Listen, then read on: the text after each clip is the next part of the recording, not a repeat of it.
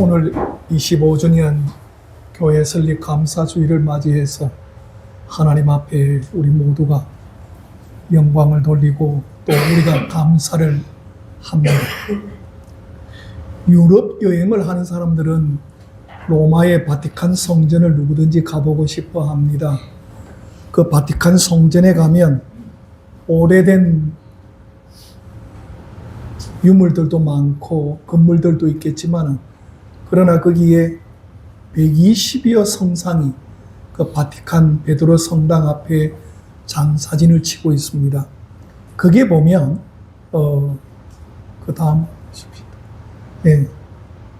거기에 보면 이 베드로 성당 원형으로 열쇠로 되어 있잖아요. 거기에 보면 하얀 것들이 점점이 있는데 저게 120명의 성상들이죠. 동상이 세워져 있습니다. 그런데 베드로 성당 입구에 보면 저 두 사람이 두드러지게 서 있습니다. 한 사람은 바울이고 한 사람은 베드로입니다. 여러분 저 동상을 보실 때 누가 베드로인지 누가 바울인지 단번에 알 수 있는 것이 있습니다. 어떤 사람이 베드로고 바울일까요? 손에 무엇을 들고 있느냐 하는 겁니다. 여러분 우편에 보시면 저거는 바울이죠. 바울은 검을 들고 있습니다. 저 검은 말씀의 검입니다. 베드로는 손에 열쇠를 들고 있습니다. 천국 열쇠를 들고 있죠. 이 바티칸 성전이 저렇게 원형으로 되어 있어 열쇠 모양 아닙니까? 그렇게 천국 열쇠를 받은 베드로 성당이다 생각하고 저렇게 설계를 해서 지었거든요. 그러니까 베드로의 동상과 바울의 동상이 저렇게 함께 있는 것으로 유명합니다. 그런데 여러분 신약교회, 초대교회는 이 두 분의 공로가 지대하게 크죠. 두 사람을 빼놓고 이야기할 수는 없어요. 그만큼 큰데 사도행전이 28장으로 구성이 되어 있습니다. 그런데 1장부터 12장은 주로 베드로에 대해서 이야기하고 13장부터 28장까지는 사도 바울의 선교 여행에 대해서 이야기를 합니다. 그런데 오늘 본문에 읽어주신 9장에 이 두 사람이 처음으로 만납니다. 바울은 사울이었던 핍박했던 청년이 변화되어서 그가 예수 그리스도를 영접하고 베드로를 만나는 장면이고 이 초대교회의 핵심 멤버들이 바울이 이중간첩 아니야? 그러고 있을 때 내가 보증한다. 그리고 바나바가 데리고 와서 이 두 사람이 조우합니다. 베드로와 바울이 처음 만나는 것이 오늘 사도행전 9장 26절로 31절 말씀에 나와 있습니다. 그러므로 교회가 31절 끝절에 보면 든든히 서가는 교회로 이 두 사람이 합작을 함으로 초대교회가 출발하는 모습을 여기에 보여주고 있다 하는 것입니다. 인도의 성자라고 불리는 간디가 있습니다. 이 간디는 영국에서 유학을 했더랬습니다. 그런데 이 간디는 여러분 아시다시피 사상가요 그리고 민족의 지도자입니다. 그만큼 인도에 큰 영향을 미치는 분입니다. 그런데 이분이 젊을 때 영국에서 공부를 할 때에 많은 친구들이 영국의 친구들도 예수 믿으라고 예수를 믿으라고 그렇게 해서 여러 가지로 성경 공부 모임도 참여를 하고 간디가 예수 그리스도에 대해서 많이 배웠습니다. 그런데 그때마다 망설이고 간디가 하는 이야기가 있습니다. 그것은 뭐냐 하면 나는 예수는 좋지만 교회는 싫다 그랬습니다. 인도의 간디가 나중에 런던 대학에서 법학을 공부했습니다. 변호사가 되었습니다. 이 변호사가 된 간디를 데리고 당신이 예수 그리스도를 믿으면 좋겠다. 선교사 중에 앤드류라고 하는 선교사가 있는데 정말 너무 간청을 해서 간디가 그 사람을 따라서 하루는 정말 큰 결심을 하고 교회를 갔습니다. 그런데 그가 큰 결심을 하고 드디어 교회를 갔는데 교회 입구에서 쫓겨났습니다.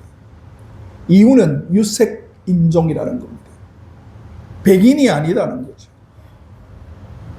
그리고 그는 일평생을 교회를 나가지 않았어. 그는 성경에 박학합니다. 그리고 성경에 대해서 긍정적이고 예수 그리스도에 대해서 좋은 이야기를 많이 하지만 늘 하는 이야기가 똑같습니다. 예수님은 좋으나 교회는 싫다 그랬어요. 여러분, 교회라고 하는 것이 과연 무엇 때문에 예수 그리스도를 믿는 사람조차도 막고 있을까요? 교회라고 하는 공동체를 통해서 하나님은 우리에게 무엇을 기대할까요? 오늘 저와 여러분이 이 교회라고 하는 오늘 교회 설립주일을 맞이해서 함께하는 저와 여러분이 이 교회 공동체가 무엇을 위해서 앞으로 나아가고 교회를 통해서 갱신되고 변화된 삶으로 살고 하나님 앞에 온전한 믿음으로 나아가는 것에 방해받지 않고 온전한 신앙생활을 내가 할 수 있을까? 오늘 본문 말씀 속에는 세 가지가 있습니다. 든든히 서가는 교회는 세 가지 조건이 필요하다고 합니다. 첫째, 여러분 27절을 보면 바나바가 그가 어떻게 예수의 이름으로 담대히 말하는지를 전하니라 그렇게 이야기합니다. 교회는 첫째 무엇보다도 교회 머리 대신 예수 그리스도를 전가하는 겁니다. 그 말씀이 29절에도 나옵니다. 또 예수의 이름으로 담대히 말하고 똑같은 장면이 두 번이나 연거푸 나옵니다. 교회는 첫째 예수 그리스도를 전가하는 겁니다. 중국 선교의 대부라고 하는 허드슨 테일러라고 하는 분이 계십니다. 이분이 중국 선교의 일생을 던졌습니다. 그런데 하루는 청년이 찾아와서 선교사님, 예수 그리스도를 믿는 순간 내 마음 속에 어떤 평안이 있고 하나님은 저에게 어떻게 영혼의 역사하는지를 알 수 없습니다. 그러니까 내가 구원받았는지 예수 그리스도를 믿는 믿음의 표가 뭐 딱 이렇게 별표가 몸에 그려지는지 모릅니다.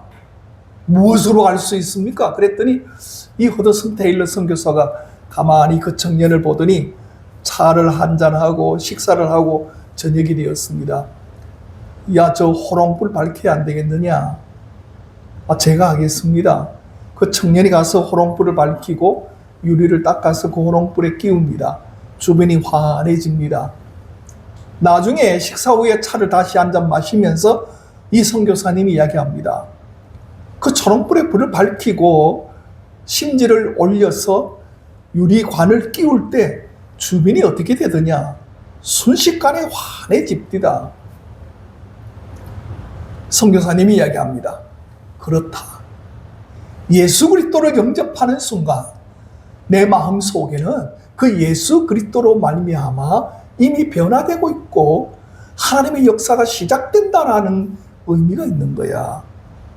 내 마음에 어떤 큰 쾌선한 것이 없다 할지라도 하나님은 이미 내 속에서 역사하고 예수의 이름을 말하는 순간에 내 영혼은 변화되는 거야. 거기에 주목해. 이 청년이 나름대로 큰 은혜를 받았습니다.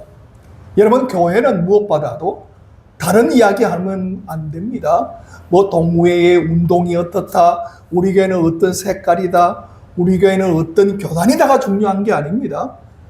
나중에 우리가 통일이 되면 어느 감리교단에서, 침례교단에서, 장로교단에서 그 북한에 먼저 선점을 해서 황해도를 간다, 평안도를 간다, 그게 중요한 게 아니에요. 예수 그리스도가 거기에 함께 하느냐 안 하느냐. 두 번째는 여러분 28절을 주목해 보십시오. 든든히 서가는 교회는 함께 소통하는 교회랍니다. 사울이 제자들과 함께 있어 예루살렘에 출입하며 두 가지 단어가 주목됩니다. 함께 있어. 그 다음에 출입을 했다. 많은 사람이 지금 주변에서 바울을 죽이려고 하지만 여기 28절 말씀은 그 공동체가, 교회라고 하는 초대교회에 핍박받고 있는 공동체가 함께 있더라. 그리고 출입을 했더라. 여러분, 교회는 형제 자매 간에 아름다운 소통이 있고 성인과 아이들 간에도 아름다운 귀한 교통이 있는 것이 교회의 교제라고 하는 이 속에서 함께 성장하는 것입니다. 마지막 세 번째는 여러분 31절 말씀을 보십시오. 주를 경외함과 성령의 위로로 진행하여 수가 더 많아지리라. 여기 중요한 단어가 하나 있습니다. 진행한다 하는 단어입니다. 여러분, 진행한다는 것은 움직인다는 겁니다. 그냥 있지 않아요. 살아있는 것은 움직여요. 어떤 것이든 간에 살아있는 것은 행동하게 되어 있어요. 앞을 향하여 진행하는 거죠. 진행하는데 어떻게 움직인다 하는 것을 두 가지로 설명하고 있어요. 31절의 첫째는 주를 경외함으로 진행한답니다. 주를 경외한다는 것은 사랑한다는 거죠. 앙망할 때 하나님의 역사가 이루어진다는 거죠. 두 번째는 뭐라 그러죠? 성령의 위로가 있답니다. 여러분, 내가 주를 경외하는 믿음이 있을 때 하나님은 성령의 위로로 우리에게 역사하신답니다. 그때 교회가 진행한답니다.